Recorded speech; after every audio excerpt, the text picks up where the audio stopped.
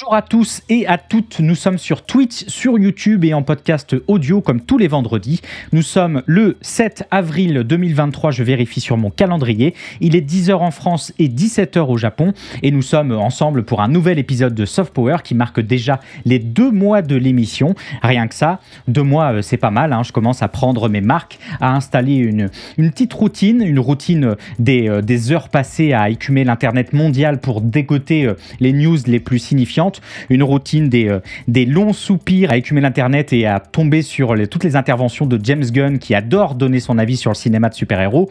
Une routine à paniquer du manque de contenu le jeudi soir, mais surtout la routine de vous proposer au final tous les vendredis 10h midi sur Twitch Soft Power, une matinale pop culture hebdomadaire engagée, vous connaissez la rengaine, dans laquelle on fait un point critique sur l'actualité pop culture de la semaine passée. Pour fêter ces 2 mois, pour toutes celles et ceux qui suivent l'émission sur Twitch et en VOD sur YouTube, un nouvel overlay tout beau, tout joli et surtout un peu plus complet par lequel vous aurez enfin accès aux références des musiques d'animé diffusées en fond pendant toute l'émission. Musique d'animé que j'ai sélectionnées pour mettre en avant des artistes souvent trop peu connus en dehors des frontières japonaises et parfois même à l'intérieur de celles-ci. Alors, cette semaine, les gens, on va parler de quoi? Cette semaine, pour cette 9e de Soft Power, on va beaucoup parler petit et grand écran avec l'annonce de 700 milliards de nouvelles séries Star Trek pour le service Paramount+, ce qui nous en dit beaucoup sur les nouvelles stratégies des plateformes de streaming mises en place ces derniers mois. On va parler de la sortie non pas de Mario, parce que vraiment j'en peux plus, on m'a déjà demandé tout à l'heure dans le chat, mais des 3 mousquetaires d'Artagnan, épine dorsale de la nouvelle politique de blockbuster à la française selon Pathé. On va parler Sandland, d'une adaptation animée de l'œuvre d'Akira Toriyama qui témoigne encore une fois de l'envie du tout 3D au Japon. On parlera aussi entre autres de la fin de la plateforme de financement participatif Utip qui a mis un énorme coup d'arrêt, il faut le dire, à beaucoup de créateurs et de créatrices de contenu sur Internet. Mais pour commencer cette émission et un petit peu rêver de se faire une toile, je vous propose de commencer par une bande-annonce. On commence à en avoir l'habitude et vous savez exactement ce que je vais vous montrer parce qu'il était juste impossible de commencer par quoi que ce soit d'autre cette semaine. Je m'appelle Miles Morales, j'habite à Brooklyn. Ici, je suis le seul et unique Spider-Man. Et franchement, ça se passe super bien. Oye, tu devais être là pour 17h. Ouais, oh, ça va. Ça va? Waouh. On te parle, ça va pas du tout. Du coup, t'es plutôt une vache ou un dalmatien? Je suis la tâche. C'est pas drôle. Non, fais pas ça. Miles a de très bonnes notes. 18 en sciences physiques. Ça, c'est mon fils. Et 12 en espagnol. Ouh là là. Miles. Comment tu peux Mila, faire ça Mila, à est-ce ta c'est mère? possible? Oh, faut que j'y aille. Au revoir. Ce garçon vous ment. Et je pense que vous le savez.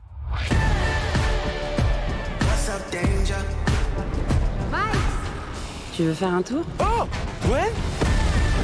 Non, t'es sérieuse? Il y a une équipe d'élite avec tous les meilleurs Spider-Héros? C'est qui le nouveau? C'est incroyable. Et c'est que le hall d'entrée. Miguel O'Hara. Il est à l'origine de tout ça.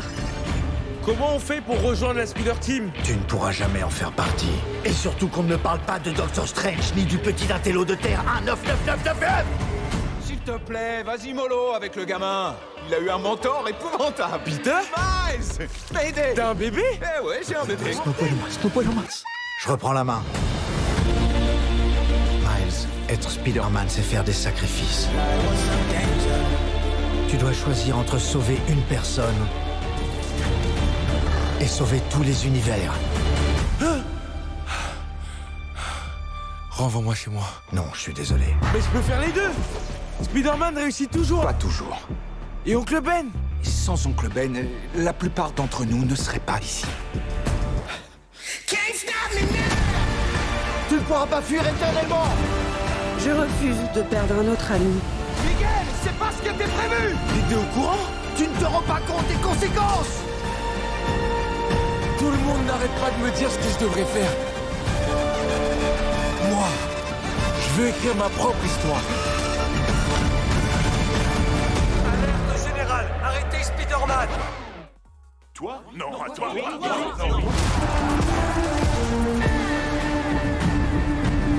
Et là, j'ai regardé mon oncle et... Laisse-moi deviner. Il était mort. on tient enfin notre première vraie bande-annonce pour la suite du film d'animation Spider-Man Into the Spider-Verse, qui avait obtenu l'Oscar du film d'animation en 2019. Suite sobrement intitulée Spider-Man Across the Spider-Verse, qui sera donc le deuxième épisode d'une trilogie, puisqu'il s'agit bien pour le moment d'une trilogie, dont le troisième épisode Spider-Man Beyond the Spider-Verse a pour l'instant sa sortie fixée au 29 mars de l'année prochaine. Spider-Man Across the Spider-Verse, donc un film d'animation toujours produit par Columbia Pictures et Sony Pictures Animation, en association avec Marvel Entertainment, évidemment. Et côté équipe, si certains membres sont restés les mêmes depuis le premier volet, comme les producteurs Phil Lord et Christopher Miller, qui sont aussi les scénaristes du film avec David Callahan, et comme les acteurs qui prêtent leur voix aux personnages principaux, comme Shameik Moore pour Miles Morales ou Hailee Steinfeld pour Gwen Stacy, d'autres membres de l'équipe, eux, ont bien changé, à commencer par les réalisateurs, puisque Bob Persichetti, Peter Ramsey et Rodney Rothman pour le premier film font place désormais à Joaquim Dos Santos, Ken Powers et Justin Thompson pour ce deuxième film. Et côté musique, il faut qu'on en parle, c'est Daniel Pemberton qui rempile une nouvelle fois, et j'espère que cette fois encore, la bande originale s'accompagnera d'autant de tueries que dans le premier film, qui avait d'ailleurs beaucoup participé à la saveur toute particulière de celui-ci. Ce Spider-Man Across the Spider-Verse prendra donc la suite du premier film, où quelques années plus tard, le un peu moins jeune Miles Morales devra, pour combattre une nouvelle menace, accompagner Gwen Stacy à travers le multivers, à croire que c'est désormais le seul canevas possible pour les super-héros, où ils feront la connaissance d'une immense équipe de Spider-Héros chargée d'en protéger l'existence. Mais alors qu'un désaccord apparaît sur la façon de gérer la menace, Miles se retrouve confronté aux Spider-Héros et notamment à leur dirigeant Miguel O'Hara, que vous avez pu découvrir dans la bande-annonce. Puisqu'on parle de la bande-annonce, inutile de tourner autour du pot des heures, parlons du Spider-Cochon au milieu du couloir. Visuellement, ça défonce. Ce qu'il faut bien comprendre, c'est que le premier film, Spider-Man Into the Spider-Verse, avait déjà été un peu une claque technique à l'époque, en plus d'être une petite révolution technologique, puisque pour la création du film et ainsi permettre toute la folie, toute la maestria visuelle qui transpirait de chaque cadre, avait été développé tout un tas d'applications et de logiciels permettant notamment de pousser l'effet de profondeur et de relief dans ce mélange 2D 3D, tout en conservant un aspect dessiné, mais aussi pour pouvoir gérer au maximum l'effet de netteté et supprimer le flou de mouvement, notamment, pour ceux qui s'en souviennent, lors des dernières scènes du film. C'est tout un travail technologique qui s'accompagnait en parallèle d'un soin tout particulier apporté à l'intégration des codes graphiques des comics, comme les bulles de pensée, les mots imprimés, les onomatopées, les cases. Et puis, juste, c'est sublime, quoi. Ces images colorées, ces images dynamiques, expressives, variées, le sens du détail, les compositions remarquables, avaient à l'époque achevé de convaincre la critique et le public, moi le premier, je pense que vous l'aurez compris, des grandes qualités visuelles de l'œuvre qui avaient servi au mieux un vrai sens de la dramaturgie et une mise en scène qui avait absolument rien à envier aux plus grandes productions concurrentes de l'époque. Toutes ces qualités, au moins pour les qualités visuelles, qu'on retrouve dans cette première grosse bande-annonce de Spider-Man Across the Spider-Verse, qui a l'air encore plus ouvert, encore plus exubérant, encore plus fou que le premier, a fortiori qu'on nous annonce pas moins de 6 styles visuels très différents pour chacun des univers visités par les personnages pendant le film. On imagine bien l'envie de l'équipe du film de remporter avec ce Spider-Man Across the Spider-Verse un second Oscar de l'animation dans cette année ultra dense pour le monde de l'animation, comme on le disait la semaine dernière, entre du Tortue Ninja, du Miyazaki, du Pixar, du Chicken Run, etc.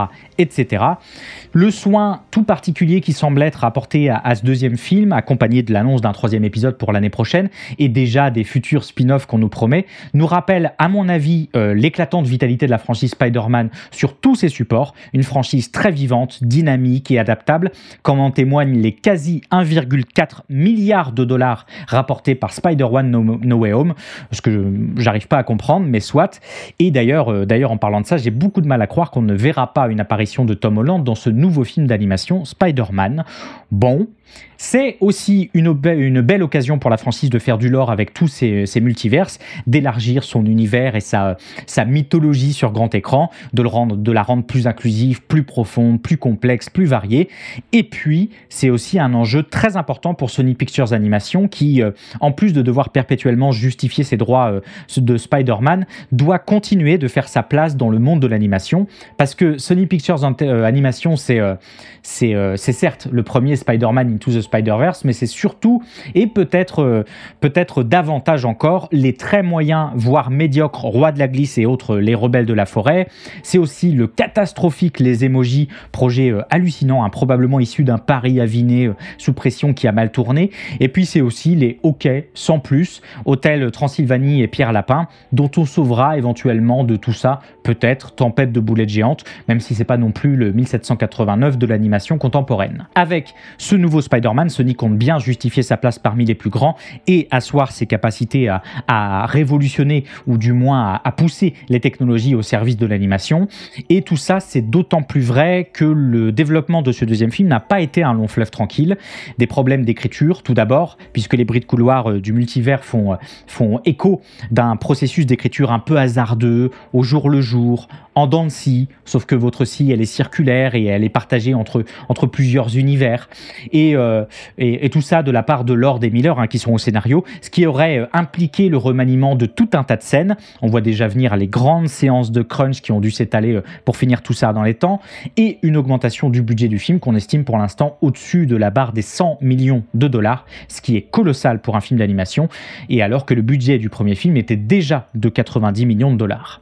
Et ce deuxième volet a évidemment accusé de plusieurs retards depuis son annonce pour des problèmes de production, sans qu'on ait beaucoup d'informations à ce sujet, même si on peut déjà intégrer les changements incessants de direction artistique, scénaristique, et aussi l'une des rumeurs du moment, justement, qui suggère que ces retards auraient pu avoir lieu en interne du fait de l'implication de Tom Holland, tiens, dans le film à venir. Ah bah faites comme moi, cachez votre joie, on a l'impression là vraiment que j'en ai rien à faire et limite que ça m'agace un petit peu, mais en fait au fond de moi là je suis extatique, c'est évident. Bref, Spider-Man Across the Spider-Verse, c'est peut-être déjà le meilleur film d'animation de cette année, oui, à Soft Power on prend des risques.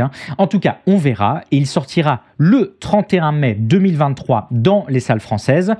À noter pour bien terminer la news qu'un court-métrage dérivé du film baptisé The Spider-Within et aussi produit par Sony sera diffusé au festival d'Annecy qui aura lieu du 11 au 17 juin prochain, et ça promet de pas être si inintéressant que ça, puisque ce court-métrage est l'une des premières créations du programme Lens de Sony, qui donne l'opportunité à des animateurs travaillant au sein du studio d'occuper des postes plus importants dans la production d'un film, une pièce de plus pour faire partie des géants de l'animation. Et puisque nous sommes dans le monde de l'animation, je vous propose d'y rester avec une adaptation qu'on n'avait pas vu venir d'un manga d'il y a plus de 20 ans qu'on avait tous déjà un petit peu oublié.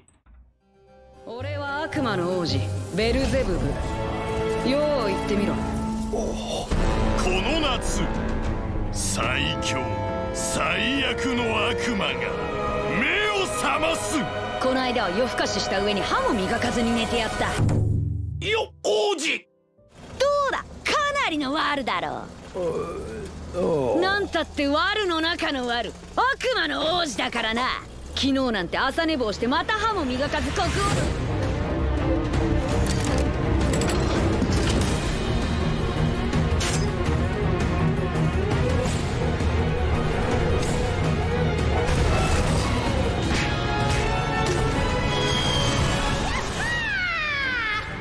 なんかワクワクするな。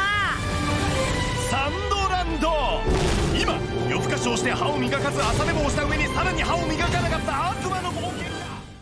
Le 18 août prochain, donc, sortira l'adaptation animée de Sandland, un manga d'Akira Toriyama, le créateur de Dragon Ball, dont vous avez probablement reconnu le style à l'instant. Sandland, un manga en one-shot publié en 2000 dans le magazine Weekly Shonen Jump, qui nous raconte les aventures de Belzebub, le prince des démons, de Lao, un shérif humain, et de Shifu, un démon voleur, dans un monde post-apocalyptique baptisé Sandland, où l'eau est devenue une denrée rare, contrôlée par un roi tyrannique. Ça devrait vous rappeler pas mal d'autres scénarios. Et un jour, alors que le shérif Lao informe Belzebub de l'éventuelle existence d'une fontaine qui pourrait subvenir aux besoins des humains et des démons, notre héros démon et son ami Shifu décident de l'accompagner à la recherche de l'endroit promis. Senland, c'était ce petit manga pas prise de tête, à l'exécution quasi parfaite, et qui était d'autant plus impressionnant à l'époque qu'Akira Toriyama avait travaillé seul dessus, sans assistant. Un manga qu'on peut lire en une après-midi et qui nous remet au contact de son auteur et de ses obsessions, de sa curiosité illimitée pour les machines, de son humour à la fois absurde, ironique et parodique, de son intérêt pour l'aventure, le tout sous couvert cette fois-ci d'une thématique écologique qu'on retrouvera plus parcimonieusement quelques années plus tard dans ses œuvres Nekomaji ou encore Jaco, le patrouilleur galactique. Mais parce que Senland, c'était aussi un manga sans grande prétention, il avait progressivement quitté les mémoires pour un repos bien mérité sur une dune ensoleillée, et ce jusqu'à la fin de l'année dernière. Le 8 décembre 2022, plus de 20 ans après la publication du manga original, un site teaser et le compte Twitter officiel de Senland s'activent et teasent un mystérieux projet Senland. Et il n'aura pas fallu attendre très longtemps puisque quelques jours après, le 17, le site officiel se met à jour. Le manga sera bel et bien adapté en film d'animation en 3D par les studios Sunrise, Kamikaze Douga et Anima. Le film est réalisé par Toshihisa Yokoshima, qui avait notamment réalisé l'étonnant Co-Colors de 2017 et qui avait travaillé sur les effets visuels de Batman Ninja. Si vous ne connaissez pas, pour la culture, jetez-y un œil. Et c'est Hayashi Mori qui aura la charge d'adapter le scénario du manga sur le grand écran. Hayashi Mori qu'on avait déjà pu voir à l'écriture sur Saki ou sur la récente réadaptation en animé de l'AME. Et je me frotte déjà les mains par avance puisque c'est Yugo Kanno, dont on a déjà parlé 1000 fois ici, qui s'occupera de la bande originale, que vous pourrez évidemment instantanément retrouver dans la playlist de l'émission. Ça, c'est certain. Comme vous avez pu le voir dans la bande-annonce, le film prendra le parti de la 3D et même en 2023, c'est pas forcément une petite chose au Japon. Si vous êtes amateur d'animation japonaise, vous savez comme moi que le dessin à la main constitue encore une majorité du processus de création des œuvres animées au Japon. Autant originellement pour des coûts budgétaires, puisque le Japon a longtemps favorisé et favorise encore le faible nombre d'images clés et des conditions de travail absolument dégueulasses pour ses animateurs, ça fait jamais de mal de le rappeler, que pour des raisons esthétiques dans un monde où l'animation dite traditionnelle est en large perte de vitesse et où celle-ci fait du coup office de caractéristiques notables, presque de marque de fabrique pour la production japonaise qui en devient ainsi immédiatement reconnaissable. Maintenant que j'ai dit ça, il est clair qu'on observe depuis quelques années une accélération des productions entièrement CG dans le monde de l'animation japonaise, et je parle ici d'entièrement CG, ces images générées par ordinateur, pour bien séparer de l'usage de l'ordinateur dans l'animation, qui lui est depuis longtemps maintenant devenu un incontournable de l'animation japonaise. Depuis les années 2000, on estime que la quasi-totalité des animés utilisent la peinture numérique pour leur coloration, et on pourrait même remonter jusqu'en 1983 pour trouver des premières traces de 3D dans le film d'animation Golgo 13, et c'était absolument dégueu. Le tout CG a souvent été de l'ordre de l'expérimentation ou de l'apanage du jeu vidéo, et c'est pour ça que Senland ressemble aussi un petit peu à un jeu vidéo dans la forme, comme le dit Moteux dans le chat. Et l'échec au box-office de l'extrêmement ambitieux film tout CG Final Fantasy The Spirit Within, sorti en 2001 de mémoire, production américano-japonaise, avait mis un coup de frein aux velléités de pas mal de studios japonais à l'époque.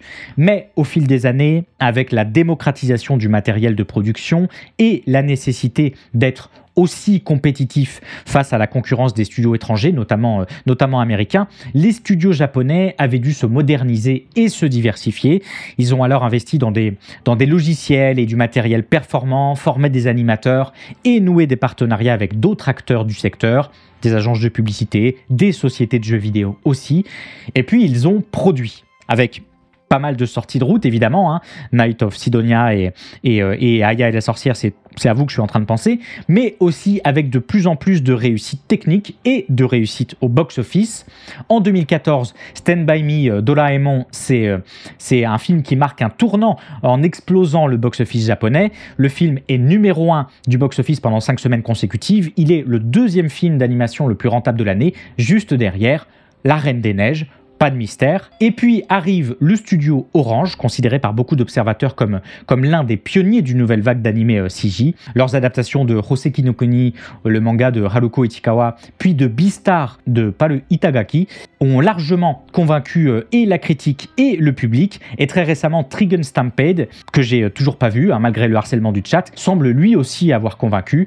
Et donc, il n'est pas du tout étonnant que Zenland rentre dans ce moule 3D, même si ça n'a pas non plus l'air incroyable cette fois-ci, à plus forte raison que le dernier film Dragon Ball au cinéma, Dragon Ball super héros, dont j'aurais rêvé observer les réunions marketing quant au choix du nom, avait été pour Akira Toriyama une première incursion dans l'animation tout CG. Reste à voir ce que ça donnera pour Zenland. Le film sortira le 18 août au Japon. Il faudra attendre encore un petit peu pour une éventuelle sortie dans les salles françaises. Les gens, je vous propose de faire une petite pause dans le cinéma pour parler salaire. Il est temps de faire un petit tour par les États-Unis, puisque ce lundi, le département de la justice américaine a déposé une plainte contre Activision Blizzard, l'immense développeur et éditeur de jeux vidéo, né de la fusion en 2017 d'Activision et de Vivendi, et dont on se demande bien si son acquisition par Microsoft va aboutir un jour. Une plainte antitrust déposée donc devant le tribunal de district de Washington DC, le ministère considérant que l'éditeur aurait imposé ses propres règles afin de mettre en place un plafond salarial anticoncurrentiel pour les joueurs professionnels de ces ligues d'e-sport Overwatch et Call of Duty. Autrement dit, je simplifie, si vous êtes un ou une athlète e-sport dans ces ligues, votre salaire est capé, il ne peut pas dépasser une certaine somme. Ce qu'a fait Activision ici, c'est une application assez discrétionnaire de la Competitive Balance Tax. Je vous explique. La Competitive Balance Tax, c'est une taxe, comme son nom l'indique, que l'on doit payer si on dépasse un certain seuil de masse salariale. C'est une taxe qui vise à maintenir un équilibre compétitif entre les équipes afin d'éviter qu'une équipe ne domine tout le championnat grâce à son budget. Alors, c'est pas un plafond salarial strict, puisque les équipes peuvent choisir de payer si elles veulent dépenser plus que le seuil qui a été négocié, mais il faudra en assumer le coût puisque la taxe augmentera chaque année si vous continuez à dépasser. Pour donner un exemple, je peux vous parler de la Major League de baseball. Pour la saison 2022, le seuil de la Competitive Balance Tax était fixé à 230 millions de dollars. Si une équipe dépassait ce seuil pour la première fois, elle devait payer une taxe de 20% sur chaque dollar au-dessus du seuil. Si elle dépassait le seuil pour la deuxième année consécutive, elle devait payer une taxe de 30%, puis 50% pour la troisième année, et ainsi de suite. Mais le montant comptait aussi, puisque si une équipe dépassait d'un coup le seuil de 20 millions de dollars en plus, elle devait payer en plus une surtaxe de 12%. Bref, cette taxe, elle est pensée avant tout pour maintenir un équilibre compétitif, comme je le disais, et pour éviter que les athlètes se fassent trop bananer dans le processus de limitation par le haut du salaire. La Competitive Balance Tax est en général, elle fait en général partie d'un désaccord collectif entre les propriétaires des équipes d'athlètes et les syndicats de joueurs. Et on comprend bien précisément le fait que ce soit négocié par un syndicat, ça va permettre dans un rapport de force avec les propriétaires d'équipes l'établissement d'un accord collectif qui va s'appliquer à tous les joueurs et à toutes les équipes par négociation et pas justement sur décision unilatérale d'un seul acteur dominant du marché. N'est-ce pas, Activision?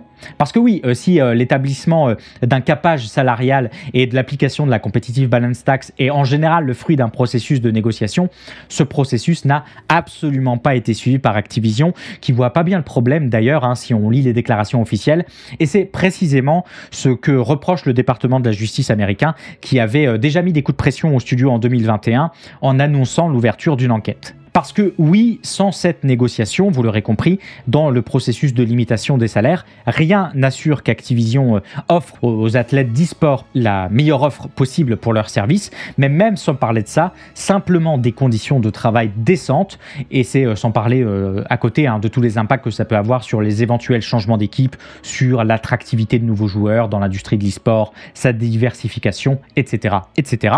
Surtout que quand je dis qu'on n'est pas sûr qu'Activision offre les meilleures conditions de travail, Je ne suis pas dupe et je suis même assez convaincu du contraire. Depuis quelques années, Activision fait face à tout un tas de procès pour harcèlement et discrimination au sein de son entreprise et fait aussi face de plus en plus à des grèves et des revendications qui se sont multipliées en faveur de l'obtention de meilleures conditions de travail.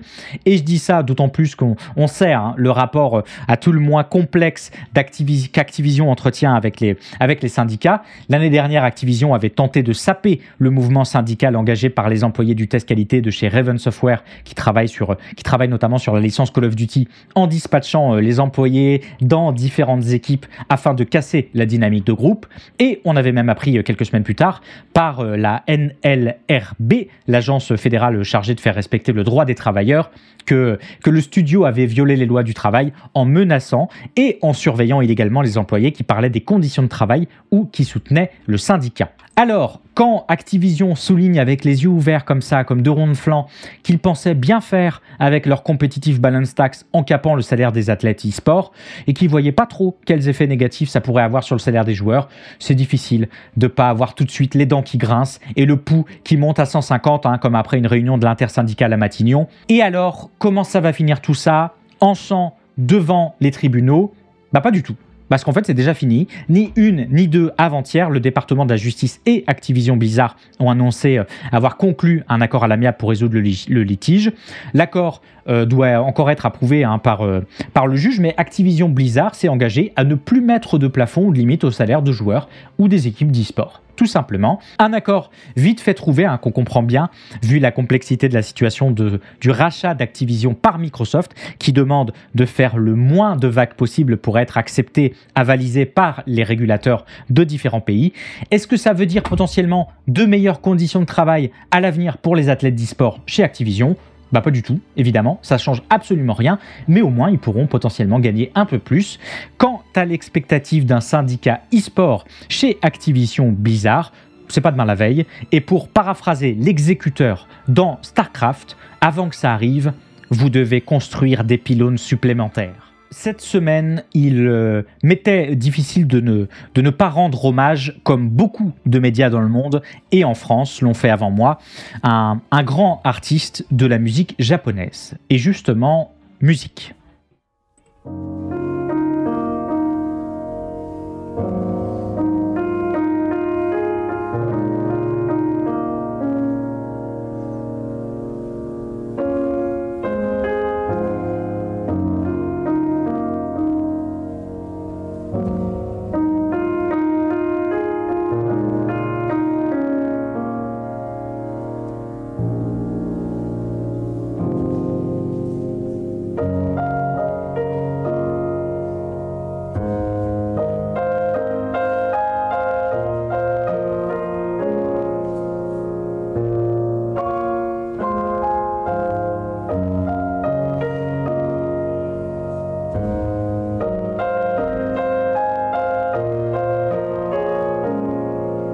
Dimanche dernier, alors que la rumeur courait dans certaines publications japonaises, le compte Twitter officiel de l'artiste a confirmé la nouvelle. Ryuichi Sakamoto, le compositeur 1000 fois primé et un des membres du groupe électronique pionnier Yellow Magic Orchestra, est décédé à l'âge de 71 ans après des années de lutte contre son cancer.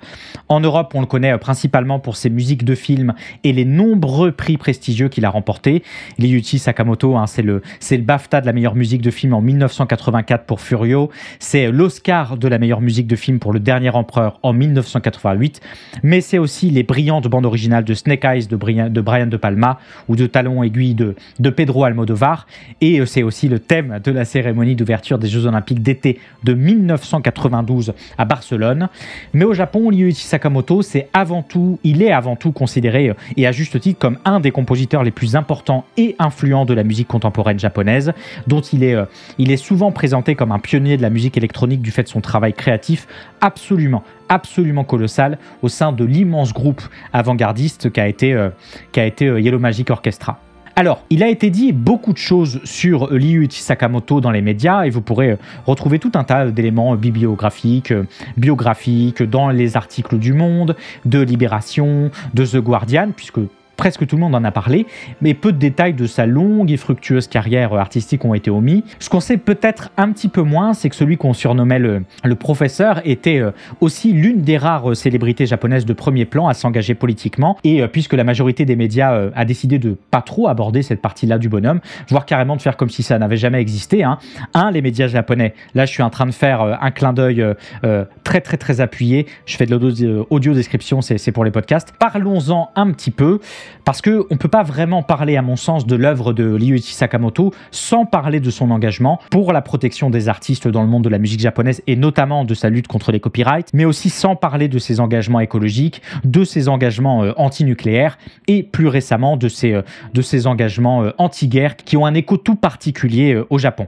Un engagement pour la protection des artistes d'abord, et ce très tôt, puisque dès 1997, il mène un bras de fer avec la JASRAC, l'équivalent local de la SACEM, pour défendre une amélioration de la prise en compte des auteurs dans la conception japonaise du droit d'auteur. Et c'est à ce titre, par ailleurs, qu'on le retrouve quelques années plus tard, où a fondé la Media Artist Association, une organisation pour promouvoir les droits et les intérêts des artistes médiatiques au Japon. Et puis, quand on parle de défense des artistes, difficile pour moi de ne pas me rappeler tous les débats de février 2006 autour du vote de la loi sur la sécurité des produits électriques, dite la loi PSE au Japon, une loi qui se voulait réglementer la fabrication et la vente de produits électriques et électroniques et qui demandait par ce biais, entre autres, aux musiciens de mettre tout leur matériel aux normes techniques, ce qui rendait de facto beaucoup trop coûteux, voire impossible pour beaucoup d'entre eux, l'utilisation de matériel électronique non certifié ou modifié. Alors, je ne rentre pas dans les détails de cette loi parce que ce n'est pas vraiment le sujet, mais c'est une loi qui a souvent été décrite comme masquant des intérêts commerciaux,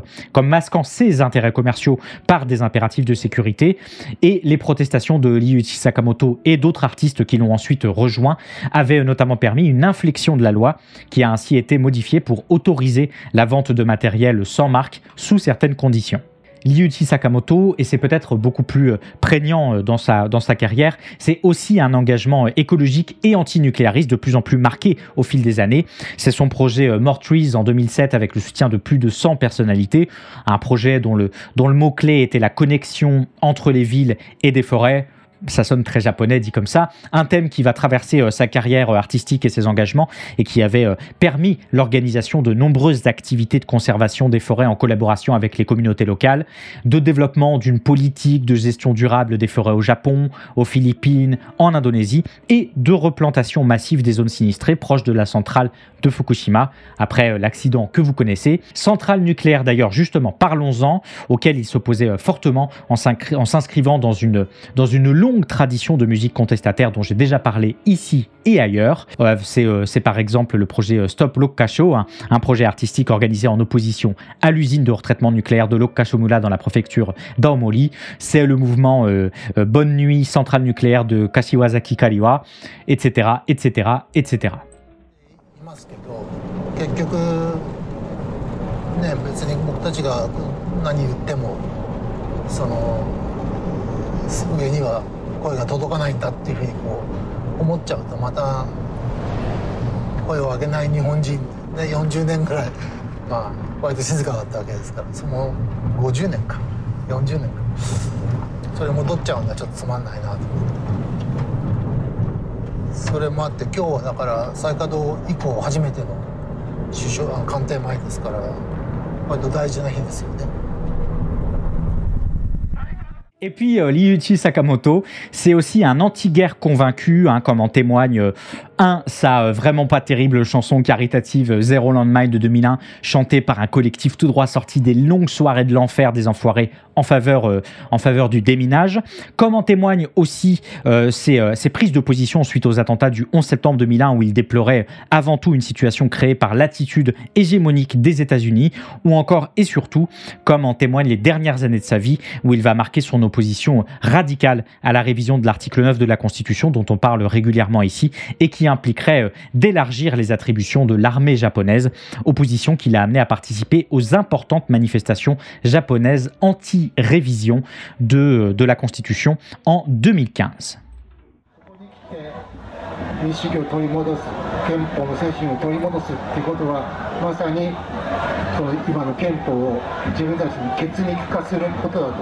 Je crois que venir ici pour restaurer la démocratie et restaurer l'esprit de la Constitution, c'est exactement ce que signifie ensemble faire de la Constitution. Je pense que c'est un moment important, un timing important pour nous.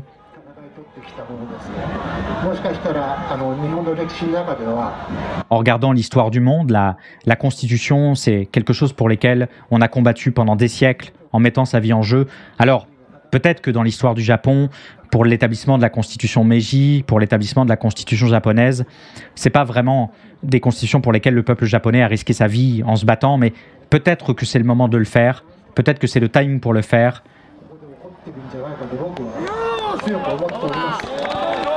Peut-être que ce qui se passe ici, c'est le moment d'élaborer une Magna Carta comme l'ont fait les Britanniques ou la Révolution française comme l'ont fait les Français. Et Ryuichi Sakamoto, c'était aussi un soutien au mouvement Occupy Wall Street et des réflexions très tièdes, mais quand même présentes anticapitalistes, comme lors de son appel à refonder les villes pendant la pandémie, pour l'Institut de l'énergie renouvelable en 2020, où il soulignait en parlant du Covid-19, je cite, « La pandémie actuelle est également le résultat de la destruction écologique mondiale et de l'urbanisation entraînée par le capitalisme. Nous devons nous arrêter là et reconsidérer notre avenir. » Et c'est une somme de tous ces engagements qu'il a souhaité mettre en note dans sa dernière symphonie composée en 2022, Imajikan ga Katamuite, qu'on pourrait traduire par Aujourd'hui le temps bascule, interprétée pour la première fois par l'Orchestre Philharmonique de Tokyo en mars de l'année dernière. Une symphonie évoquant à la fois l'urgence climatique et les conflits armés de notre monde, et un espoir pour l'avenir malgré tout. Une symphonie unanimement saluée par la critique qui n'avait pas manqué de soulever une étrange ressemblance avec l'hymne ukrainien. Fortuite, nous disait Sakamoto, qu'on peine un petit peu à croire, d'autant plus que ses choix musicaux avaient régulièrement été portés par ses engagements, comme son choix d'illustrer en 2017 le court-métrage People Who Crossed River Naf, un hommage aux réfugiés Rohingyas. Et tout ça, c'est sans parler également de ses engagements pour une introduction au système des noms de familles séparées pour les couples, son organisation de nombreux concerts caritatifs, sa création du fonds pour la renaissance musicale, la reconnaissance musicale des enfants, pour soutenir la reconstruction des instruments liés au jardin d'enfants qui avaient disparu dans l'accident de Fukushima. Bref, bien que Ryuichi Sakamoto soit avant tout connu pour ses prix prestigieux, pour son apport incontestable au monde de la musique et pour avoir été un acteur majeur de la scène culturelle japonaise, il faudrait peut-être pas oublier non plus ses prises de position et les nombreux engagements politiques qu'il a pris tout au long de sa vie. A fortiori que si les médias japonais en parlent si peu, voire pas, c'est peut-être pas un si mauvais sujet que ça. Alors la prochaine fois que vous écouterez du Ryuichi Sakamoto, repensez à cette interview qu'il a donnée il y a quelques années au magazine T-Japan. Je cite, « Je sais qu'on m'a dit sur internet de me contenter de faire de la musique, que c'est mon seul domaine, mais je pense pas que je devrais m'y limiter. La démocratie, c'est quand les gens ordinaires peuvent s'exprimer, et je pense qu'il faut une société où tout le monde peut faire entendre sa voix, quel que soit son métier. » Ryuichi Sakamoto, au-delà d'une musique absolument virtuose, c'était peut-être pas le grand soir, mais c'était déjà un bon matin.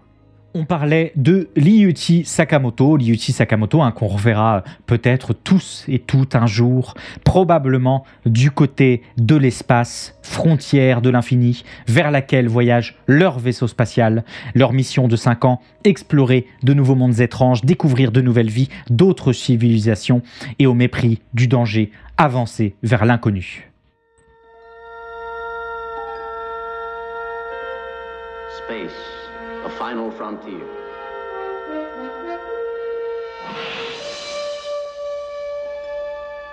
These are the voyages of the starship Enterprise. Its 5-year mission, to explore strange new worlds, to seek out new life and new civilizations. Vendredi dernier, alors que vous écoutiez Soft Power en doumant sur la fin du monde, Paramount, la société de production cinématographique, a levé le voile sur rien de moins que le futur de la franchise Star Trek sur petit écran. Et après plus d'1 an et demi sans aucune annonce, Paramount a décidé de poursuivre sa vision esquissée au début de son service de streaming CBS All Access, devenu désormais Paramount+, du Star Trek partout, tout le temps et en même temps. Et Paramount a amorcé cette salve d'annonces avec celle d'une 3e saison pour la série Star Trek Strange New Worlds, alors même que la saison 2 n'arrive aux États-Unis et en France que le 15 juin prochain.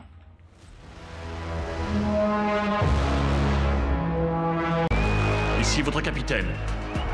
Notre mission... parcourir les étoiles. Repousser les limites de ce qui est connu. Il en va de même pour l'annonce par son showrunner Mike McMahon d'une 5e saison pour Star Trek Lower Decks, la comédie animée parodique dans l'univers de Star Trek, dont la 4e saison est attendue, elle, pour cet été. Journal de bord du capitaine. Date stellaire 57436.2. Le premier contact est une opération diplomatique délicate aux enjeux très importants. Il faut être préparé à toute éventualité. Tu fais semblant de tenir le journal du capitaine? On est tous censés tenir un journal. Ok, laisse-moi l'écouter. Non, va-t'en. Laisse-moi tranquille. Je reviens pas que tu passes ton temps. Est-ce que c'est tout? Non. Le communiqué de presse officiel de Paramount a également annoncé que la série animée Star Trek Prodigy reviendrait cet hiver pour une 2e saison, cette fois de 20 épisodes, qui devrait logiquement amener la série à bien déborder sur 2024. Est-ce que c'est tout? Non.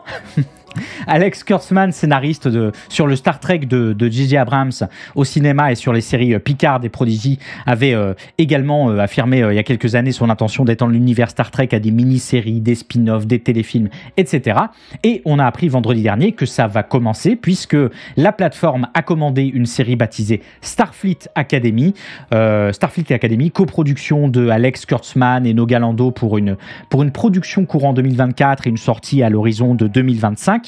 Une série dans laquelle on devrait suivre, je cite, une nouvelle classe de cadets alors qu'ils grandissent dans l'un des endroits les plus légendaires de la galaxie. Comprenez, on n'a encore rien écrit du tout, mais vous allez voir, ça va être super.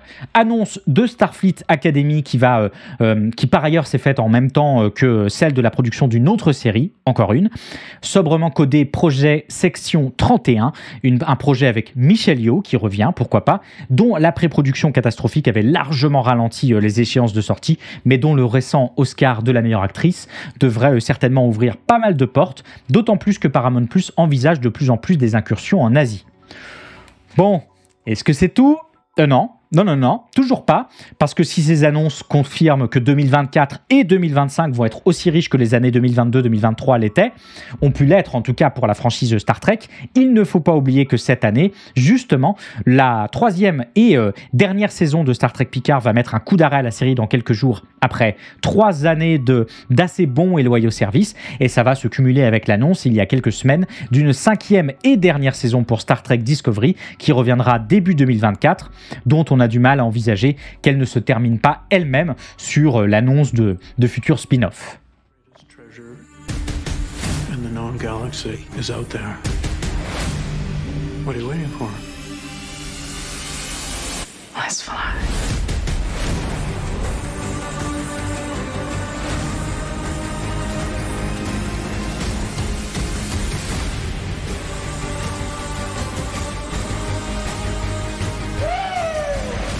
Du Star Trek partout et tout le temps, comme je le disais en introduction, qui montre que si la franchise n'a pas posé l'Enterprise sur grand écran depuis Star Trek Beyond en 2016, elle n'a en revanche jamais été aussi forte à la télévision. Et vous commencez un petit peu à connaître l'émission. Allez, on scande là, tous et toutes ensemble. C'est pas tout à fait anodin. Voilà, c'est fait. En fait, j'aurais dû appeler cette émission « C'est pas anodin ».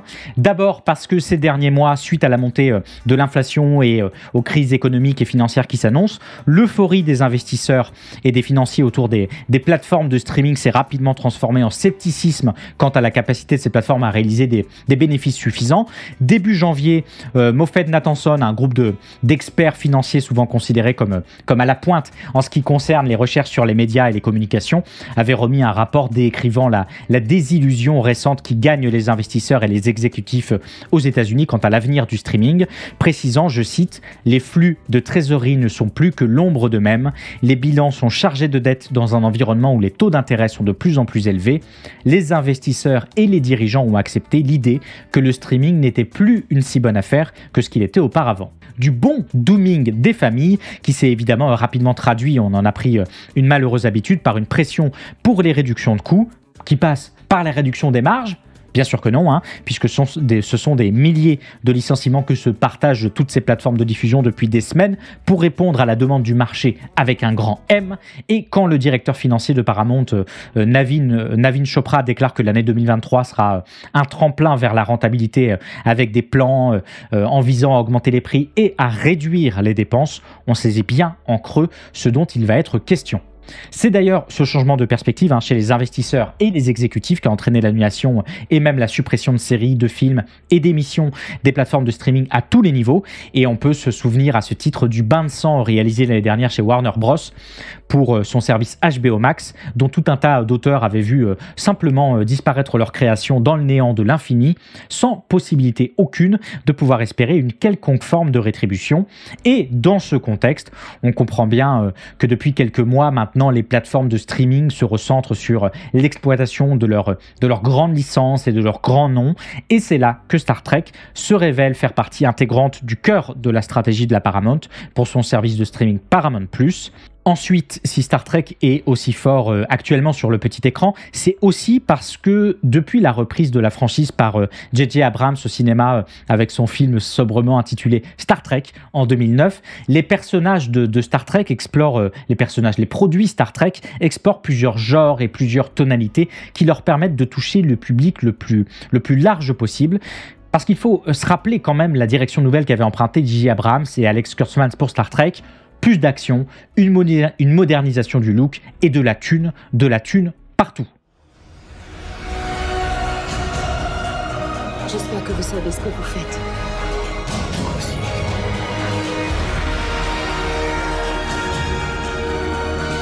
James Tiger, qui était un grand homme, c'était dans une autre vie. Torpille verrouillée. Manœuvre d'urgence. C'est cette direction beaucoup plus grand spectacle, ou en tout cas beaucoup plus ouverte, qu'ont emprunté des séries à succès comme Star Trek Discovery ou Star Trek Picard, le tout en conservant une forme de futurisme idéaliste et d'espoir qui marquait la série dans les années 60. Et à côté de ça, la série s'est diversifiée en programmation animée, parodique avec Star Wars Lower Decks, ou un petit peu plus serious business avec Star Trek Prodigy. Bref, loin de prendre le transporteur pour quitter le monde des franchises, Star Trek n'a jamais été aussi solaire que maintenant, et la stratégie de la Paramount pour les années à venir devrait lui offrir, les doigts regroupés en éventail comme j'essaie de le faire maintenant, longue vie et prospérité. Est-ce qu'il ne serait pas l'heure d'une petite pause musicale ? Bien sûr que si. On va s'écouter un petit morceau d'animé, le temps de souffler un peu et de se détendre, de remplir les verres d'eau et recharger l'appareil articulatoire. Et on se retrouve juste après pour la suite des news, puisqu'on parlera de Utip, on parlera de VTube et on parlera aussi Mousquetaire. Allez, une petite pause, à tout de suite.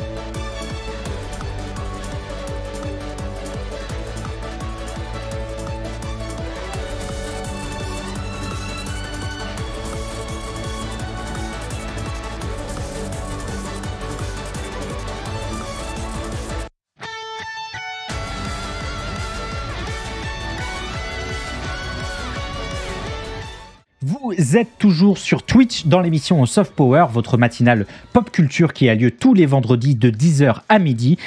Si vous avez les moyens et l'envie évidemment de soutenir le projet Soft Power et permettre la création de futurs projets, je vous recommande d'envisager de passer sur le Patreon dont le lien est en description de Twitch, de YouTube ou des plateformes de podcast. Votre soutien me permettra d'espérer continuer cette émission sur le long, voire le très long terme et de la pimper un petit peu parce que j'ai pas mal d'idées et je vous en serai éternellement reconnaissant évidemment. Mais bien sûr, si vous n'avez pas les moyens ou l'envie de soutenir financièrement le projet Soft Power, vous pouvez le soutenir de bien d'autres façons, à commencer par les évaluations sur les plateformes de podcast. Je fais un petit peu de lobbying ces derniers jours à ce sujet, mais c'est important. Ça se fait en un clic pour vous sur Apple Podcast, sur Spotify et sur Deezer.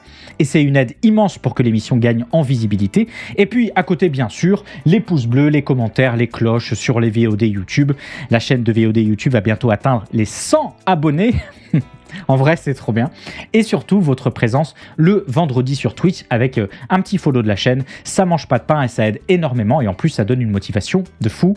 Cette semaine, vous avez entendu un extrait de la bande originale de Hyakuman no Inochi no Ue ni Ore wa Tatteiru, adapté du manga de Naoki Yamakawa et de Nao Akinari au dessin de mémoire. Le morceau s'appelle Sono Inochi no Ue ni Ore wa et il a été composé par Ken Ito, un jeune compositeur de la préfecture de Mie et membre régulier de la Japan Music Copyright Association, qui est aussi dans un petit groupe sympa qui s'appelle Chona et qui a notamment travaillé sur les arrangements de Kuroko no Basket, High School Didi ou encore Bakuon.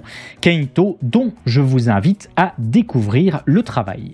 Les gens, je vous propose de reprendre les news avec probablement la news la moins fun de la semaine, et c'est un euphémisme puisqu'il est temps qu'on parle un petit peu de ce qui s'est passé il y a quelques jours avec la plateforme de financement participatif Utip.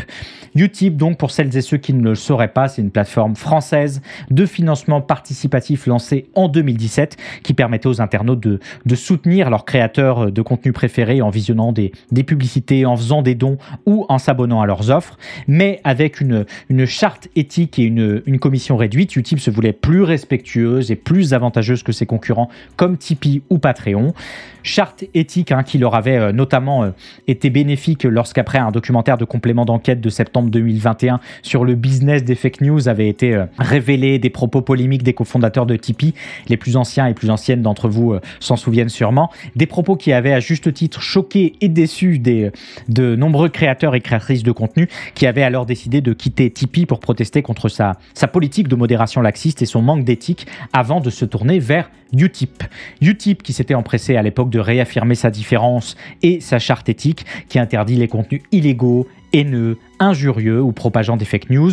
Une déclaration d'intention plus qu'une réalité stricte de terrain, puisqu'on retrouvait quand même sur la plateforme des profils assez discutables, mais la modération faisait tout de même pas mal de travail et l'équipe technique était suffisamment proche des créateurs et des créatrices pour que Utip jouisse d'une réputation positive auprès de la plupart d'entre eux, suffisamment en tout cas pour que la plateforme ait revendiqué à son prime 50 000 créateurs et 3 millions de dons par mois, 3 millions d'euros de dons par mois. Mais si vous êtes sur les réseaux sociaux, vous comprenez déjà pourquoi tout ce que je dis est à l'imparfait, puisque lundi, la nouvelle est tombée sur le compte officiel de Utip.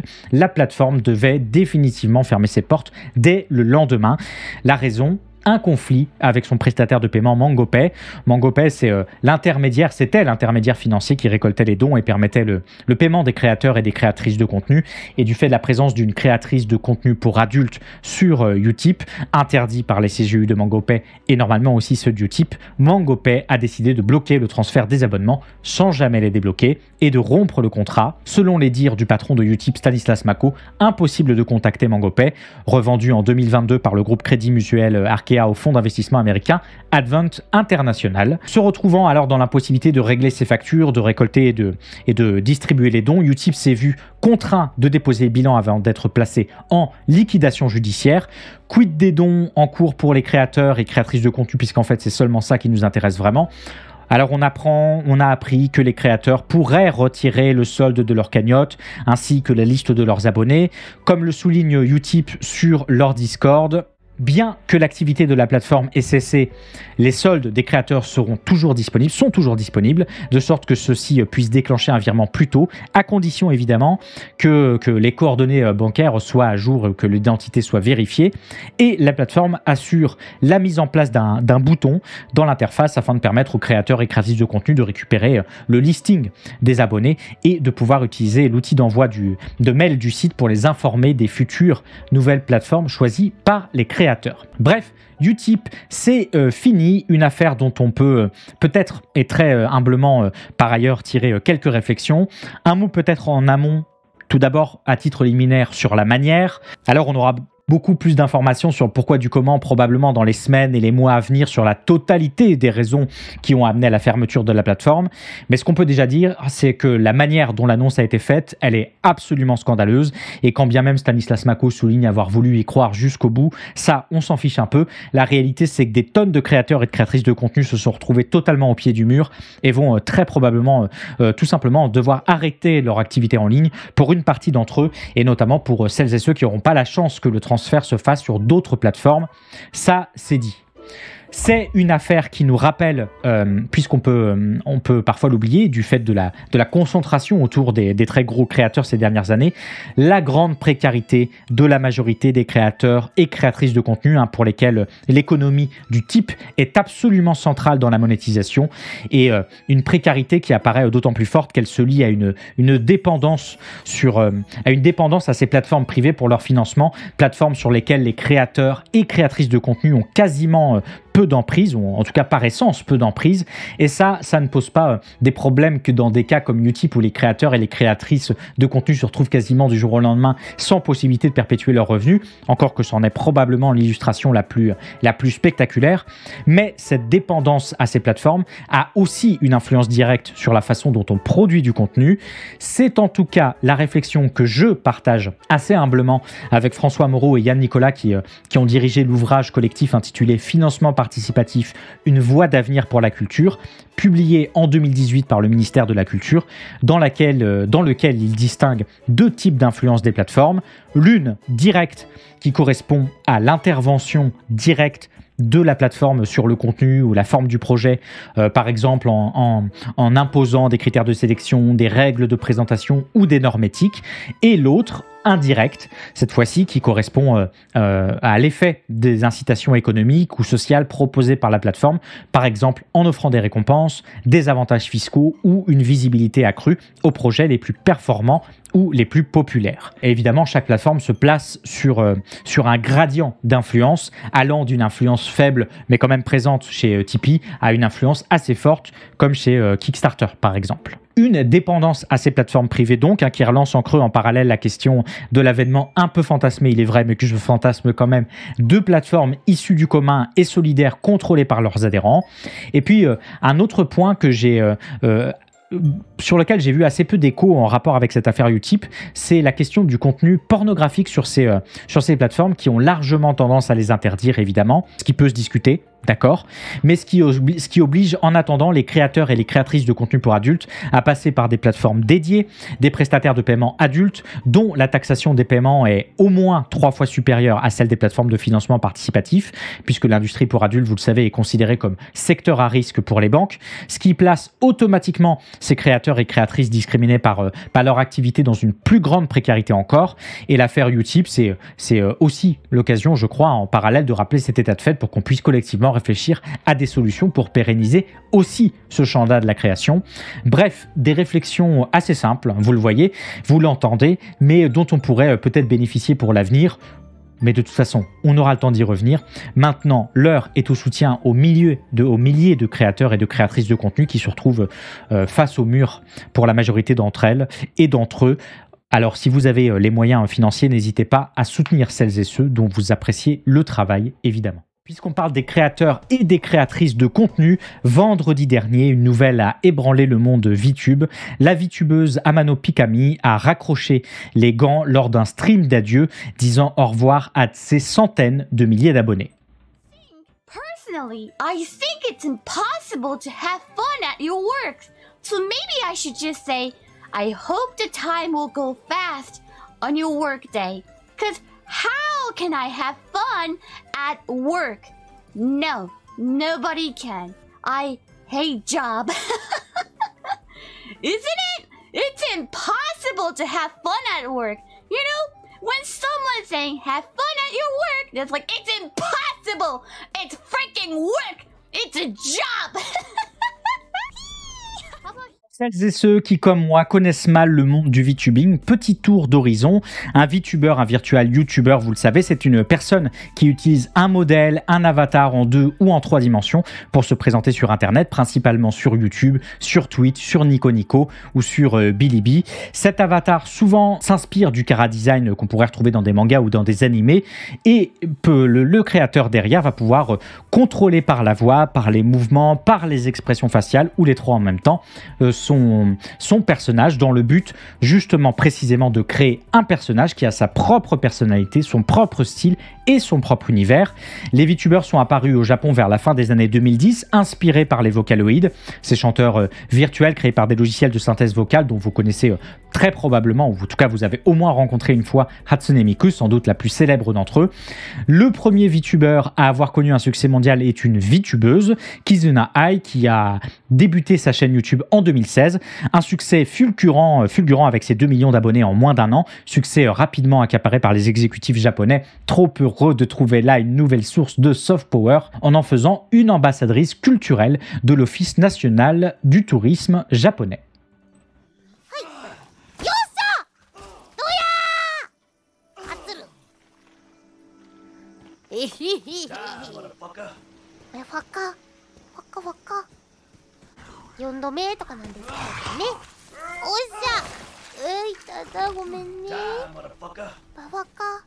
Rapidement, le phénomène s'étend à d'autres pays et touche à tous les domaines. Les VTubers se regroupent au sein d'agences qui gèrent leur production, leur promotion et leur monétisation. Hololive et Nijisanji pour les plus importantes, mais aussi Noripro, Tsunderia, Live, Vishojo ou même un peu de Crunchyroll, pourquoi pas. Tout ça faisait son petit bonhomme de chemin et puis, j'ai l'impression de dire ça à chaque émission, paf, le Covid. Tout le monde connaît l'histoire pour des raisons sanitaires. Beaucoup de pays misent sur le confinement. Des millions de personnes se sont retrouvées cloîtrées chez elles sans pouvoir sortir ni voir leurs proches. Un contexte difficile qui a rapidement engendré de l'ennui, de l'isolement, du stress, de l'angoisse. Pour se distraire et pour se rassurer, beaucoup se sont tournés vers les écrans et les services en ligne pour commander tout un tas de choses, pour regarder des films, pour regarder des séries, pour jouer ou regarder des streamers jouer et pour découvrir de nouveaux mondes en ligne, à commencer par celui des VTubers. Et le 19 mars 2020, magie du timing incroyable, c'est le premier stream de Pikami. Pikami, c'est une VTubeuse de parents américano-japonais, ça aura son importance, au design ultra mignon inspiré de Pikachu, un rire extrêmement communicatif dont les montées les plus aiguës confinent au sifflement d'une bouilloire, qui est rapidement d'ailleurs devenu son emblème. C'est des streams variés, une obsession pour les spatules et aussi, et pour beaucoup surtout, un bilinguisme qui a permis rapidement de toucher un public international en proposant non pas des streams en japonais et des streams en anglais, mais surtout des streams complexes où elle mélangeait les deux jusqu'au gimmick. Okay, so there's full wire. Full wire, okay? From top, red, white, black, yellow. No, Japanese English, please. Wire color, please. Next. Red, white, black, yellow. Nice. No. Red, white, black, yellow. Two wire. Wake up from 2 wire. Okay. Last wire. No.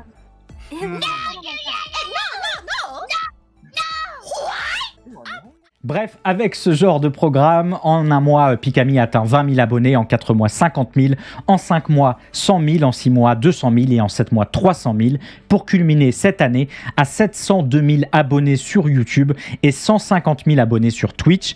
Mais le 1er mars de cette année, Pikami annonce qu'elle fera son Sotsugyo, qu'elle prendra sa retraite d'ici la fin du mois de mars et que tout son contenu passerait en privé pour devenir indisponible. Ce qui s'est passé vendredi dernier. Pikami, c'était une VTubeuse un un petit peu à part dans le monde du VTube, assez indépendante. Elle avait la possibilité de gérer seule une majeure partie de sa communication et d'éviter l'assez classique chemin de croix des VTubeuses à succès qui doivent produire des singles, rentrer dans un schéma publicitaire donné, interpréter des danses, etc., etc.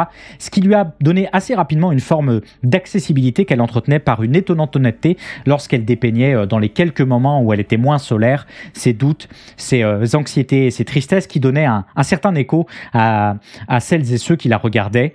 Et puis, de mon point de vue, si Pikami, elle est aussi populaire, et s'il me semble tout à fait intéressant d'en parler aujourd'hui, c'est par sa capacité à raconter des histoires et à pleinement profiter des moyens technologiques mis en œuvre par les VTubers pour explorer de nouvelles façons de faire de la fiction. Alright, forget it. Shortcut! Shortcut! Shortcut! 回ってられるかそんな。お、IKEA だ Guys, it's IKEA! IKEA だ En créant des univers narratifs autour de leur vie virtuelle qui est la continuité de l'IRL, les VTubers et les VTubeuses de talent explorent de nouveaux canevas en faisant vivre leurs histoires en fonction des interactions avec leur public, un public pseudonyme, dispersé, souvent extrêmement large, à la manière d'un one-man show moderne, mais d'improvisation en ligne qui demande son timing, son cadre, sa mise en scène, ses codes, ses effets sonores, ses changements de décor pour jouer sur l'immersion, le suspense, le timing comique, mais le tout dans un environnement intégralement nouveau. Et puis, le VTubing, c'est aussi une discipline qui doit composer avec la durée et la pérennité des histoires. Les VTubers et VTubeuses peuvent aussi enregistrer ou revoir leurs vidéos, créer des séries ou des sagas, collaborer avec d'autres VTubers pour faire des crossovers ou des arcs narratifs, tout en gardant une vraie cohérence, en devant garder une vraie cohérence tout le long de leur vie visible avec leur propre lore.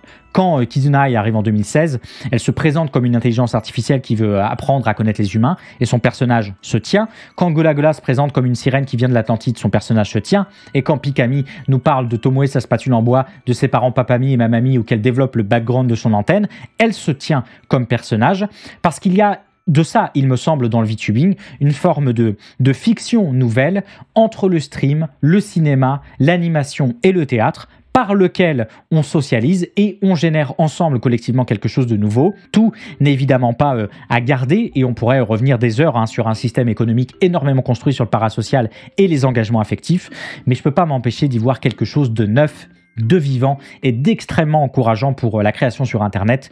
Et ça, je l'ai un petit peu découvert avec Pikami. Alors, bon Sosugyo à toi, Pikami, et peut-être à bientôt, en tant qu'ami, comme il faut dire. Je vous propose de terminer avec une dernière news. Comme j'avais pas mal de choses à vous dire sur chaque news, j'ai réduit un petit peu le nombre cette semaine. Ce mercredi est sorti dans les salles Les Trois Mousquetaires d'Artagnan, un des films français les plus importants de l'année du point de vue de son ampleur et de ses enjeux. Aussi loin que je me souvienne, j'ai toujours rêvé d'être mousquetaire.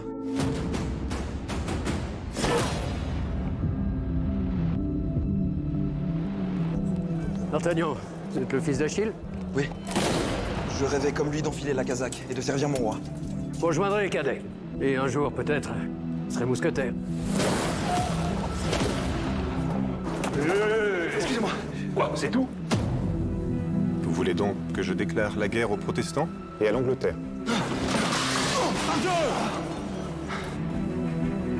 Ce serait intelligent que d'avoir peur. Votre Éminence. Il est dit. Buckingham et la reine vont enfin pouvoir se retrouver. Les Trois Mousquetaires d'Artagnan, c'est le premier volet d'un diptyque réalisé par Martin Bourboulon, qu'on connaît pour avoir dirigé pour avoir réalisé ces dernières années le plutôt correct Papa ou Maman avec Marina Foïs et Laurent Lafitte en 2015, et pour le un peu moins correct film Eiffel de 2021 avec Romain Duris et Emma Mackey. Premier volet d'un diptyque donc, puisque le projet Les Trois Mousquetaires est bien en deux parties, et le deuxième volet intitulé Les Trois Mousquetaires Milady sortira lui à la fin de l'année, le 13 décembre 2023. L'histoire, vous la connaissez. Le film est une adaptation, encore une, du célèbre roman d'Alexandre Dumas qui raconte les aventures de D'Artagnan, un jeune gascon qui rêve de devenir mousquetaire du roi Louis XIII et qui va se lier d'amitié avec les trois célèbres mousquetaires Athos, Porthos et Aramis. Une histoire déjà exploitée de nombreuses fois et qui met en scène notamment des personnages historiques comme le cardinal de Richelieu, le duc de Buckingham, la reine Anne d'Autriche ou encore Milady de Windsor. Winter, une espionne redoutable et manipulatrice, vous le savez. Une adaptation nouvelle et moderne, qui se veut plutôt fidèle à l'esprit du roman. Comprenez pas de spaghettis dans les tromblons et pas d'Albert en 5e roue du carrosse. Et les premiers chanceux qui sont allés voir le film parlent d'un résultat ok, mention des progrès intéressants ce trimestre, une bonne volonté indéniable et des efforts louables. D'ailleurs, petit aparté pour mentionner que quand j'ai préparé cette news, je suis évidemment allé voir les critiques et les plus favorables, c'était celles de CNews, de Closer et du JDD. Faites ce que vous voulez de cette information, mais ça devrait vous faire un petit peu souffler du nez si vous connaissez un peu leur ligne éditoriale. Un film décrit par la presse justement et par les premiers spectateurs comme assez rythmé, plutôt spectaculaire, une rareté dans le cinéma français, mais j'en reparle juste après, et comme renouant avec le genre du film de cap et d'épée, malgré un manque de relief et de personnalité au global, un scénario que beaucoup définissent comme trop balisé et prévisible, et des combats de cap et d'épée, ça revient assez souvent, où apparemment les coups d'épée étaient mis plutôt au caméraman pendant le tournage, puisqu'on n'y verrait que dalle. Je vous partage ces petites critiques, parce que si j'attends que le film sorte au Japon pour vous en parler, personnellement, rendez-vous pour une chronique en 2026. Ce qui frappe avec les Trois Mousquetaires, avec les critiques positives et avec cette bande-annonce diffusée l'année dernière, c'est bien l'ampleur du projet, bénéficiant d'un budget colossal pour la France de 60 millions d'euros, qui sont à mettre en parallèle avec l'énormissime 65 millions d'euros du récent Astérix et Obélix, l'Empire du Milieu. Le film a été tourné dans plusieurs lieux prestigieux comme le Louvre, le Palais de Buckingham, les remparts de Saint-Malo ou encore le siège de La Rochelle. Et il réunit un casting 48 000 étoiles avec François Civil, Vincent Cassel, Romain Duris, Pio Marmaille, souvenez-vous bien de ces noms, Eva Green, Louis Garrel, Vicky Krieps et Lina Coudry.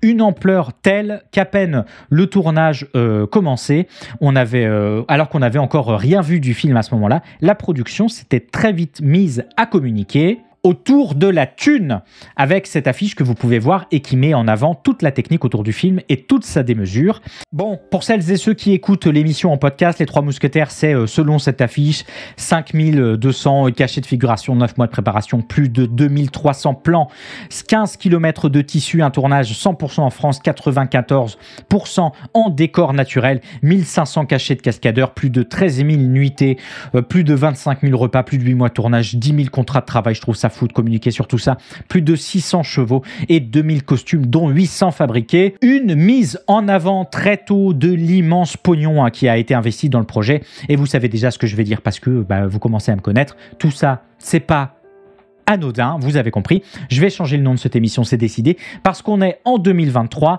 et qu'il y a 3 ans, c'était le Covid. Vraiment, ça devient un canevas, c'est caricatural, c'est abusé. Suite à un rapport du Sénat publié en novembre 2021, on apprenait que le cinéma français avait perdu, du fait de la pandémie, 70% de ses entrées en 2020 par rapport à 2019 et avait vu son chiffre d'affaires chuter de 1,4 milliard d'euros à 400 millions d'euros. Devant cette crise sans précédent du grand écran français, le rapport proposait plusieurs pistes de réflexion: le renforcement du soutien public, la réforme de la chronologie des médias, une amélioration de la représentation et une coopération accrue avec les plateformes numériques.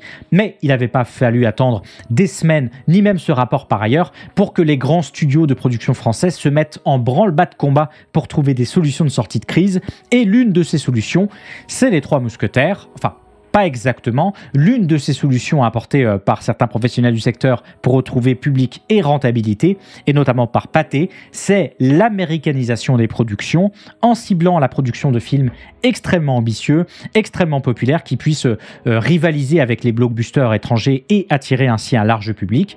Et ça a commencé par un changement structurel, puisqu'en septembre de l'année dernière, Pathé a annoncé son intention d'entrer en bourse courant 2024 avant de s'ouvrir à des financements privés et sortir ainsi de la boucle de financement régie par le CNC. Ouverture qui s'est très vite réalisée avec la signature d'un accord signé avec Logical Pictures en ce début d'année, permettant l'implication d'investisseurs privés dans la production de films français. Un accord qui engage notamment Logical Pictures, un groupe fondé en 2016 qui produit et distribue des longs-métrages et des séries en France et à l'étranger, à participer au financement de tous les films produits et acquis par Pathé entre 2022 et 2024.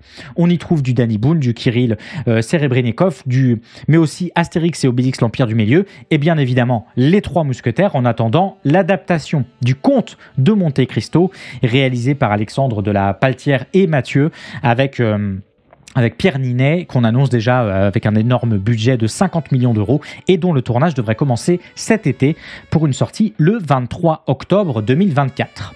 C'est donc dans cette nouvelle façon de faire du film en France et dans cette conception assez moderne d'un blockbuster français nouveau, avec ses grandes stars, ses costumes très chers et ses scènes d'action, en voulez-vous pas, en voilà quand même, que s'inscrit Les Trois Mousquetaires. Est-ce que ça en fait des bons films pour autant ? Les retours critiques sur Astérix et sur ces Trois Mousquetaires pour le moment tendent à penser que non, mais ces projets sont en tout cas le témoin d'une transformation voulue d'un cinéma français populaire plein de thunes au service d'une reconquête d'un public et d'une rentabilité perdue. Reconquête, comme le titrait au mieux très maladroitement la couverture du magazine Le Film Français en septembre dernier. Couverture où on retrouvait précisément, je vous le donne dans le mille, Pio Marmaille, Guillaume Canet, Vincent Cassel, le président de Pathé Jérôme Sédou, François Civil, Pierre Ninet et Danny Boone. Les Trois Mousquetaires d'Artagnan, c'est donc un nouveau cinéma français. C'est dès cette semaine dans les salles obscures, en attendant le deuxième volet cet hiver. Voilà, c'est tout pour les news de cette semaine. J'aurais pu vous parler de pas mal d'autres choses. On aurait pu évidemment faire le tour du film Mario, un film événement qui nous en dit beaucoup sur la stratégie de ces dernières années de Nintendo, d'explorer les différents médiums pour développer son image de marque. Surtout que le film est parti pour absolument tout casser au box-office. On aurait pu, un peu pour la blague, parler du changement du logo Twitter par Elon Musk. On aurait pu parler aussi de la pression que commence à mettre le Congrès américain sur Sony et notamment sur PlayStation pour des pratiques supposément anticoncurrentielles sur le territoire japonais. On aurait pu parler de la bande-annonce des Gouttes de Dieu, l'adaptation live-action du manga du même nom avec une bande-annonce très chelou pour ceux qui ont lu le manga. Je sais pas trop ce qu'ils font, mais pourquoi pas. On aurait pu parler aussi de l'annulation du concert de Bilal Hassani qui devait avoir lieu dans une ancienne basilique à Metz cette semaine sous pression d'un collectif catholique et de Civitas. Sale histoire. J'aurais pu vous parler des dernières innovations de Midjourney qui a pas l'air d'avoir très envie de produire des images de Xi Jinping, le président chinois. Ou encore, j'aurais pu vous parler de l'acquisition de droits par Legendary de la licence Street Fighter pour de nouvelles adaptations cinéma et télé. J'ai hâte seulement si Jean-Claude Van Damme ou Keanu Reeves y sont. Mais voilà, je vous propose de mettre ça de côté et de passer sans transition aucune aux recommandations de la semaine. Ciao. Ciao. Alors, l'autre jeu interactif, parce qu'on nous parle tout le temps de Virtua Racing, mais il y avait le jeu Super Mario, vous en souvenez, qui était incroyable. C'était un jeu par téléphone où les gens de chez eux pouvaient jouer à Mario par le téléphone. Alors, j'ai jamais bien compris comment ça fonctionnait. C'était assez occulte. Et si ça fonctionnait vraiment, je ne suis pas tant sûr. Toujours est-il que je crois que l'idée, c'était que si une majorité appuyait dans un sens, Mario aller dans ce sens-là. Ouais, voilà. Cette semaine, on commence par une vraiment chouette vidéo, je sais ce que vous allez dire, une vraiment chouette vidéo qui revient sur l'émission Télévisateur 2, si vous ne connaissez pas ou si vous êtes trop jeune pour connaître, une émission de télévision française pour la jeunesse diffusée sur France 2 de mars 1993 à août 1994, une émission animée par Cyril Drevet que vous retrouvez d'ailleurs dans ce 30 ans après, puisque c'est sur sa chaîne YouTube que ça se passe, et qui avait la particularité de s'intéresser aux jeux vidéo, mais aussi au cinéma, à la musique, bref, à tout ce qu'on appellerait aujourd'hui la pop culture, et ce, bien avant l'heure. Une émission qui avait eu un certain succès et qui avait largement contribué à démocratiser le jeu vidéo dans une émission sur une chaîne hertzienne à heure de grande écoute, et qui en plus enregistrait des scores d'audience absolument monstrueux à l'époque. Rien que ça. Une émission qui a inspiré par la suite beaucoup d'autres émissions sur des chaînes câblées. On peut penser à Level One, on peut penser à Retro Game One sur No Live TV, ou qui a influencé pas mal de créateurs de contenu. Et la vidéo dont je vous parle, elle est vraiment cool parce qu'elle revient sur toute cette aventure avec l'équipe originale qui vient en discuter. Ça se passe sur un plateau professionnel, le rythme comme la qualité sont absolument nickel, c'est une grosse prod.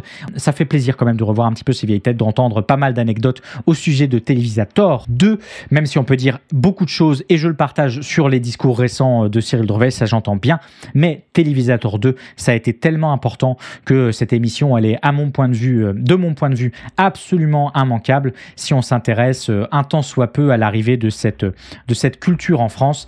Télévisateur 2 Renaissance, c'est sur la chaîne de Cyril Drevet que ça se passe, et c'est sur YouTube.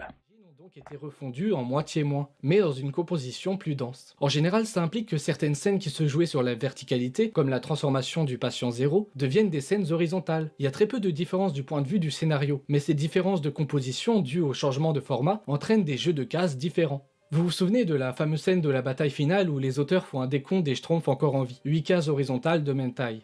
Eh bien je crois que je préfère la version originale. Dans celle-ci, ce moment prend une page entière, c'est une séquence privilégiée qui marque d'autant plus. Et surtout, ce que je préfère, c'est cette gestion du hors-champ, plutôt que de montrer l'action. Vous le savez, c'est dans les CGU de la chaîne, quand il y a une nouvelle vidéo de Bolchegeek, dont le livre vient d'ailleurs de sortir, hein, je vous invite à y jeter un œil, on en parle. Quand il y a une nouvelle vidéo de BDmancy, on en parle. Et quand il y a une nouvelle vidéo du Fils de Bulle, on en parle aussi, et ça tombe bien, puisque cette semaine, le Fils de Bulle a sorti une excellente vidéo sur la bande dessinée Les Schtroumpfs Noirs, publiée pour la première fois en 1959 dans le journal Spirou, qui nous raconte une histoire de contagion, hein, alors qu'un Schtroumpf se fait piquer par une mouche, bzz, il se transforme en un Schtroumpf noir, agressif et contagieux, et il essaie alors de mordre les autres Schtroumpfs pour les contaminer à leur tour. Ça va vous rappeler des souvenirs. C'est une bande dessinée assez polémique, hein, pour les raisons que vous pouvez imaginer, et le Fils de Bulle revient sur tout ça, compare les différentes versions de la bande dessinée du Schtroumpf noir, et revient un petit peu sur la polémique, pour nous parler de ce dont il parle le mieux, de bande dessinée, de mise en case et de mise en page, de grammaire de la bande dessinée. C'est riche, ça met des claques dans la tête quand on n'est pas habitué à voir des bandes dessinées autrement que par le prisme du scénario, et c'est comme d'habitude ultra quali. Les Schtroumpfs Noirs, cette BD problématique, c'est sur l'excellente chaîne Le Fils de Bulle. Scott a eu un impact significatif sur la pop culture des années 2000. La série elle a été l'une des premières à explorer les thèmes de la vie adolescente comme l'amour, l'amitié, le sport, la popularité, l'identité, les pressions sociales, etc., etc. Et en plus de ça, la série elle a abordé des questions sociales importantes telles que la maladie, la discrimination, le harcèlement, l'homophobie, la pauvreté, l'adoption, la grossesse adolescente et la violence domestique. Alors que moi je me promenais sur YouTube cette semaine, je suis tombé sur cette vidéo de Maiso derrière une toute petite chaîne de 300 abonnés qui nous parle cette fois de la série One Tree Hill, les frères Scott en bon français pour ceux qui s'en souviennent, et elle porte un regard neuf sur la série, nous parle de pourquoi celle-ci est culte, mais aussi de ce qu'elle avait de représentatif de son époque et de problématiques, et elle nous parle aussi de nombreuses sombres affaires qui entourent son showrunner Mark Shawn et son comportement extrêmement toxique sur le tournage. Et j'ai trouvé super intéressant de mettre en perspective ce qui est un classique du début des années 2000, une série qui avait connu un succès populaire et critique, notamment pour son mélange de drame, de romance, de sport et de musique, série dont l'impact sur la pop culture est facilement mesurable à travers les nombreuses références qu'elle a inspirées dans d'autres œuvres, comme les films Easy A ou Pitch Perfect, ou encore les séries Glee et Riverdale qui ont connu leur propre succès. Les frères Scott, les secrets cachés de la série, c'est sur la chaîne YouTube de Maiso, et comme d'habitude, je vous envoie le lien dans le chat. Ils sont poursuivis avec 5 autres albums dans la série Collection Junior. Le dessin est aléatoire, c'est pas toujours bien dessiné, et ça suit l'histoire du manga. Dans le même temps, Dargo sort le journal du Capitaine Fulgur. Il y aura 11 tomes, et il y aura dans ces pages d'autres héros de l'époque. Et là, les dessins sont aussi approximatifs. Et il y a une BD qui se balade toute seule, éditée par GP en 1980, Albator en rouge et or. C'est plus du texte que de la BD d'ailleurs. Puis nous avons la BD de Jérôme Alquier, un Français passionné par le personnage depuis son enfant. Il a fait Capitaine Albator, Mémoire de l'Arcadia, en 3 tomes. Et toute sa BD est faite en accord et validée par Leiji Matsumoto, rien que ça. Et je termine les recommandations de cette semaine avec un petit trip nostalgique sur la chaîne Devil Dread, qui s'est donné pour mission de ne faire que des vidéos sur les anciennes séries et animés de notre enfance. Et cette semaine, il propose une vidéo sur Albator, comme vous avez pu le voir, où il revient en détail sur l'œuvre légendaire de Leiji Matsumoto, dont on avait déjà parlé il y a quelques semaines dans Soft Power. Et comme vous avez pu le voir dans l'extrait de la vidéo, ça parle de tout. Ça revient sur des bandes dessinées influencées par Albator. Ça parle des premiers jeux vidéo tirés de l'animé. C'est riche, c'est dense, et c'est une chouette porte d'entrée dans Albator, dans le travail de Leiji Matsumoto et dans le reste de la chaîne, si comme moi de temps en temps vous avez envie de vous prendre votre petit shot des années 80-90. Albator, je vous dis tout, c'est sur la chaîne de Devil Dread, et c'est toujours sur YouTube que ça se passe. Voilà, c'est fini pour les recommandations de cette semaine. Il est temps de terminer cette 9e édition de Soft Power. En route, tranquillement pour la 10e. La semaine prochaine, le 14 avril, où on donnera notre avis sur la pop culture pendant que le Conseil constitutionnel rendra le sien sur la réforme des retraites. Ce sera vendredi prochain, on change rien, et ce sera comme d'habitude de 10h à midi, heure française, sur Twitch. Vous pouvez retrouver l'émission d'aujourd'hui et toutes les précédentes en format Spotify, en format podcast sur Spotify, sur Apple Podcast, sur Deezer, etc. Ainsi que sur YouTube, sur la chaîne Lex Tutor VOD. Si l'émission vous a plu, comme d'habitude, le petit follow qui passe toujours bien, les évaluations positives sur les plateformes de podcast, des cloches, des pouces bleus, les morceaux de rotonde en pendentif, tout ce que vous voulez, ça permet à toujours plus de monde de découvrir l'émission. Et pour celles et ceux qui ont les moyens financiers, je le rappelle, envisagez la page Patreon dans la description pour permettre de continuer à proposer ces émissions chaque semaine le plus longtemps possible et rendre possible tout un tas de trucs sympas que j'ai dans la tête. Allez, merci à toutes celles et ceux qui ont suivi l'émission aujourd'hui. On se retrouve la semaine prochaine, vendredi 10h pour la 10e émission de Soft Power. Ciao!